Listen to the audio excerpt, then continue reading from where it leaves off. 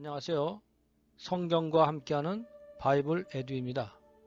이 시간은 하나님은 누구신가 하는 제목으로 말씀을 나누겠습니다. 동영상 전체가 길지는 않지만 좀 더 시간을 짧게 하기 위해서 1부에는 서론, 2부에는 본론과 결론을 간략하게 요약하여서 만들었습니다. 시작하겠습니다. 하나님은 누구신가? 태초에 하나님이 천지를 창조하시니라.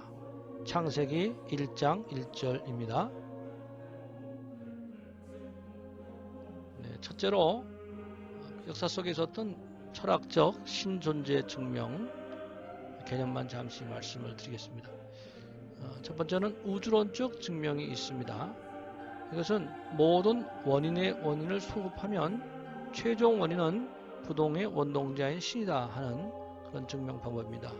이것은 인과론을 사용하여서 증명하기 때문에 인과론적 증명이라고도 합니다. 토마스 아퀴나스나 라이프니츠 등이 사용하였고, 이 부동의 원동자라는 개념은 아리스토텔레스가 모든 움직임을 그 원인을 역추적해서 올라가면은 자신은 움직이지 않으면서 다른 것을 움직이게 하는 원동자가 있다. 그래서 그것은 신이다. 이렇게 증명하는 부분이 되겠습니다. 두 번째로는 존재론적 증명이 있습니다. 가장 완전한 전지, 전능, 영원, 불멸한 신이라는 관념은 이미 신의 존재를 내포하고 있다, 증명하고 있다 하는 것이 되겠습니다. 그렇죠. 그 가장 완전하다 하는 것은 어떤 결핍이 있을 수가 없겠습니다. 그런데 가장 완전하다 하면서 존재가 없다 이렇게 되면 결핍한 것이 되기 때문에 그 개념에 관념에 맞지 않는다는 것이죠. 이 본체론적 증명이라고도 합니다. 신학자인 안셀름이나 철학자인 데카르트 등이 존재론적 증명을 사용하였습니다. 그 다음에 세 번째는 목적론적 증명이 있습니다. 우주와 생물 등 모든 존재의 이치가 고도로 정밀함으로 이를 설계한 신이 있다 하는 것입니다. 다 목적 있게 창조되었다는 뜻이죠. 우주뿐만 아니라 태양계, 그리고 세포, 아주 작은 살안 죽은지 모를 바이러스 같은 것들, 이런 것들도 전부 다 고도한 이치로 작동하고 있습니다. 그렇기 때문에 이를 설계한 신이 있다는 것이죠. 우주 질서의 부여자에 대해서는 플라톤 등이, 현대에서는 지적 설계론자, 유실론적입니다. 기독교 계통의 이런 과학자들이 지적 설계론을 주장을 하고 있습니다.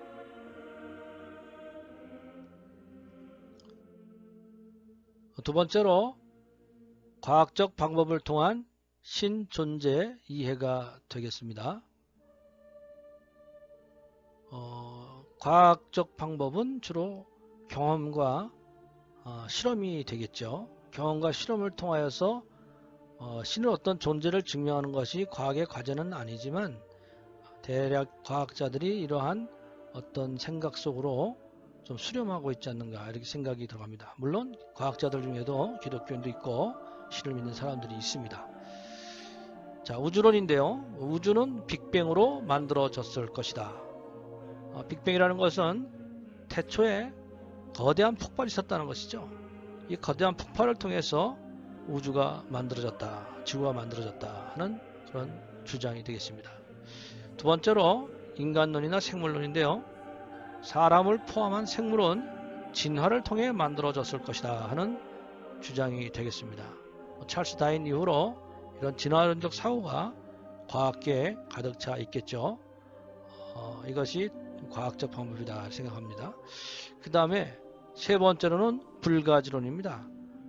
신은 객관적으로 모든 사람에게 경험되지도 않고 또 어떤 실험적인 값으로도 나올 수가 없기 때문에 신의 존재를 알 수 없다, 신의 존재 여부는 알 수 없다 하는 그런 주장입니다. 이 불가지론은 철학자인 임마누엘 칸트 또는 흉 같은 분들이 이야기를 했는데, 이것은 인간 이성의 어떤 한계가 있다, 신인식에 대해서는 더 이상 말할 수가 없다 하는 그런 부분에 관한 생각이 되겠습니다. 아마 과학자들이 이런 생각을 가지고 있지 않는가 생각을 하게 됩니다.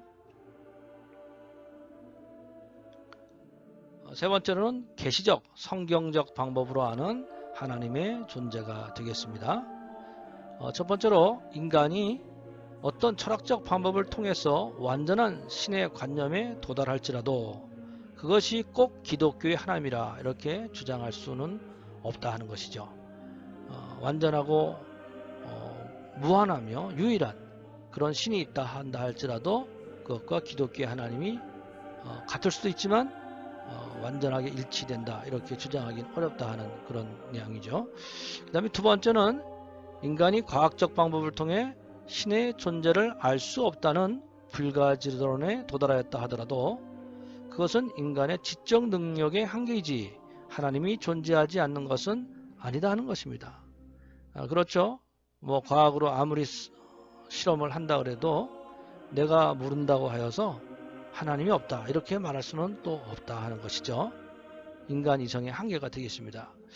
세 번째는 성경의 하나님은 자신을 세상과 사람에 나타내시는 계시하시는 하나님이시다 를 통해서 우리가 하나님을 알아갈 수 있습니다. 즉 하나님이 사람에게 자기 자신을 나타내신다는 것이죠.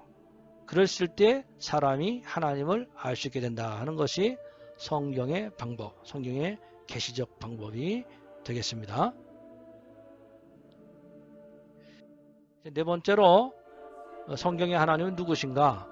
여기서 간략히 묵참하는 말씀을 드리고 2부에서 그 내용은 결론 부분과 본론과 결론 부분을 말씀하겠습니다. 첫째는 하나님은 우주의 창조자시다 이렇게 성경은 말씀합니다.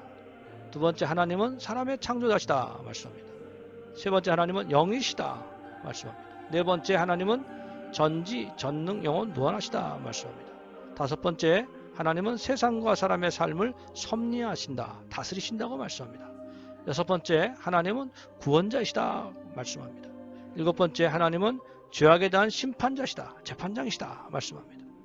여덟 번째 하나님은 복의 근원이시다 또 사랑이시다 말씀하고 있습니다. 이것이 외에도 많은 내용들이 있겠지만은 간략한 성경에 나타난 하나님의 모습이 되겠습니다.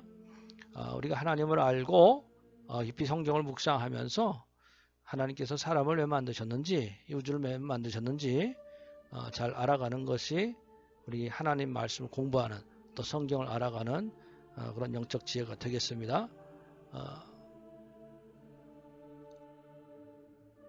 시편 말씀 한 편을 잠시 묵상을 합니다.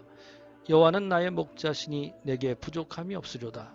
그가 나를 푸른 풀밭에 누이시며 쉴만한 물가로 인도하시는도다.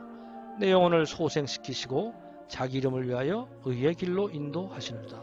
내가 사망의 음침한 골짜기로 다닐지라도 해를 두려워하지 않을 것은 주께서 나와 함께 하심이라. 주의 지팡이와 막대기가 나를 안위하시나이다. 시편 23편 1절로 4절입니다. 하나님을 만나면 그는 인생의 목적이 다 해결됩니다.